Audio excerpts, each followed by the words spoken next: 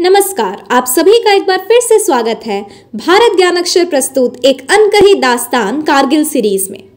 सोमवार की रात एक पूर्णिमा के तहत कोई वनस्पति या पत्थर कवर प्रदान करने के लिए घुसपैठियों ने जवाबी कार्रवाई की। आधी रात के आसपास कुछ 100 भारतीय फील्ड गन ने एक साथ गोलियां चलाई, जिससे पहाड़ नारंगी और लाल रंग की लपटों से जगमगा उठा। फिलोंग हमले में पाकिस्तानी बंदूकधारियों को उकसाया है, जिन्होंने द्रास से परे पहाड़ियों में तोप खाने की आग तेज कर दी है।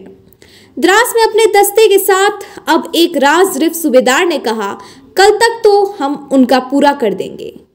तोलोलिंग से आने के बाद वे उनके पास 7 दिन के आराम के 2 दिन शेष है।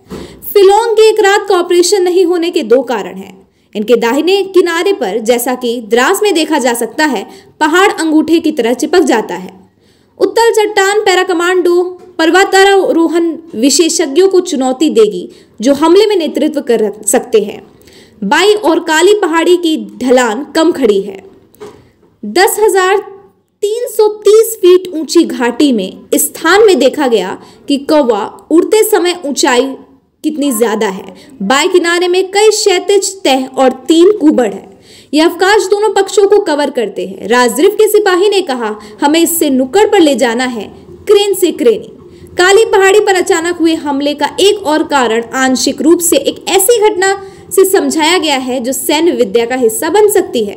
लगभग 2 दिन पहले सेना का एक वरिष्ठ अधिकारी यहां ऑपरेशन विजय की देखरेख करने वाले ब्रेनस्टर्ड का एक सदस्य द्रास शहर आए थे। उन्हें सरकारी टूरिस्ट बंगले में कमरा नंबर 1 चाहिए था, लेकिन कार्यवाहक ने कहा कि कमरा वीआईपी के लिए आरक्षित था। देर हो चुकी थी और अधिकारी दूसरी झोपड़ी के कमरे में 2 और 3 में चले गए थे। जैसा कि वह रात के खाने के लिए बैठे थे, तब एक विस्फोट ने उन्हें उनकी त्वचा से बाहर कर दिया। जब वह बाहर आए तो उसने देखा कि कमरा नंबर 1 वाला ढाला सुलगते हुए मलबे का ढेर था। अपने तोप खाने के अनुभव का उपयोग करते हुए अधिकारी ने यह पता लगाया कि हालांकि नियंत्रण रेखा के पास में प्रत्यक्ष दागा गया था, पाकिस्तानी नगर सटीक था, क्योंकि उसे फिलोंग के ऊपर बैठे किसी व्यक्ति द्वारा निर्देशित किया गया था। 48 घंटे के भीतर सेना ने काली पहाड़ी पर धावा बोल दिया।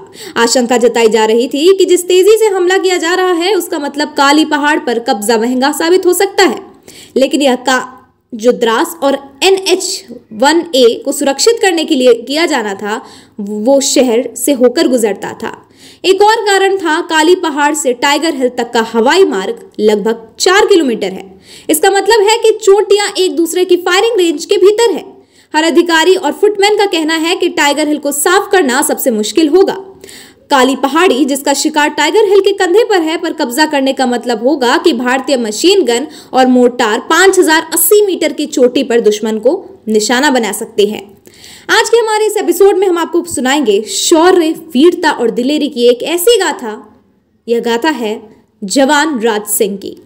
17वीं जाट रेजिमेंट के राज सिंह टाइगर हिल ने अपने व्हाइट 4875 के नीचे वेल ब्लैक पर तैनाती साथ के साथ अन्य भारतीय जवान भी थे।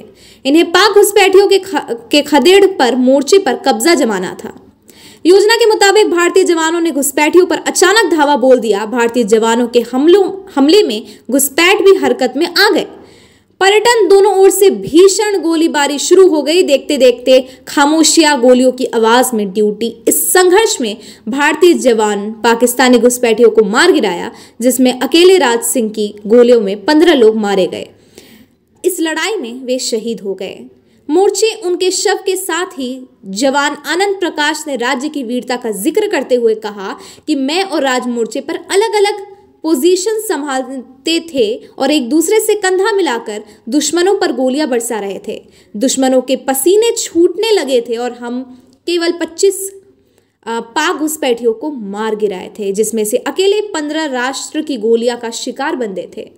आनंद प्रकाश के अनुसार वहां मोर्चे पर भारतीय सैनिकों की अपेक्षा पाकिस्तानी सैनिकों की संख्या बहुत अधिक थी और वहां पोजीशन में भारतीय सैनिकों से कहीं अधिक बेहतर स्थिति में थी। उन्होंने 3 बार जवाबी हमले भी किए थे, जिसमें भारतीय जवानों ने नाकाम कर दिया था। भारतीय सैनिक बुलंद थे, दुश्मन जहां तोपों से गोले बरसा रहे थे। भारतीय जवानों की मदद में वायुसेना के विमान पार्क ठिकानों को निशाना साध रहे थे। जमीनी और आकाशीय हम लोग ने दुश्मनों के हौसले पस्त कर दिए थे। वह बेहतर स्थिति में होते हुए भारतीय जवानों के आगे घुटने टेकने लगी थी। प्रकाश ने बताया कि 6 जुलाई को जब भारतीय रणबांकुरे अपने लक्ष्य की ओर टी से बढ़ रहे थे, तभी दुश्मन के बंद करोड़ से छुट्टी 3 गोली अगर आज के सिर में लग जाती तो वह मोर्चे पर शहीद हो जाते। राज को बचाने का कोई मौका ही नहीं मिला। राज की शहादत की खबर जब उनके पैतृक गांव पहुंची तो पूरे गांव में शोक छा गया था।